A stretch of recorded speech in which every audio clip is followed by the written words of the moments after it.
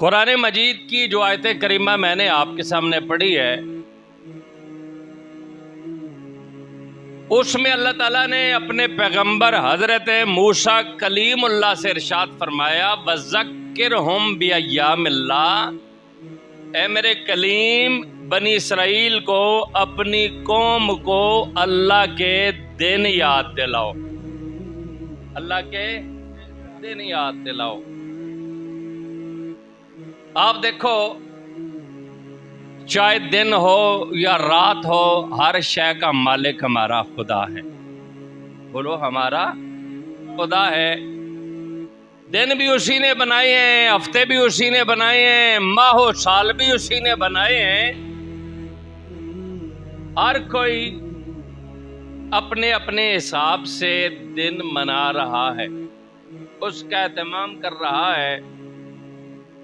یہاں اللہ تعالیٰ نے حضرت موسیٰ کلیم اللہ سے ارشاد فرمایا قوم کو اللہ کے دن یاد کرواؤ۔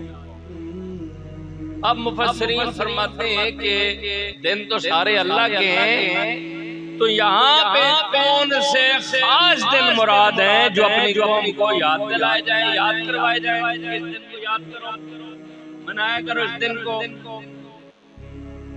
کہا گیا وہ دن ہے کہ جس دن اللہ کی طرف سے تمہیں کوئی نعمت ملے، کوئی فضل ملے، کوئی مہربانی ملے، تو وہ دن ان کو یاد کرواؤ۔ اب قوم موسیٰ کے لیے اللہ کی نعمت اور فضل کے کون سے دن ہیں؟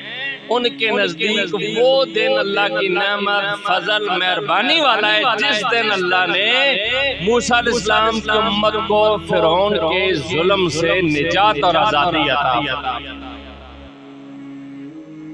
جس دن بنی اسرائیل کو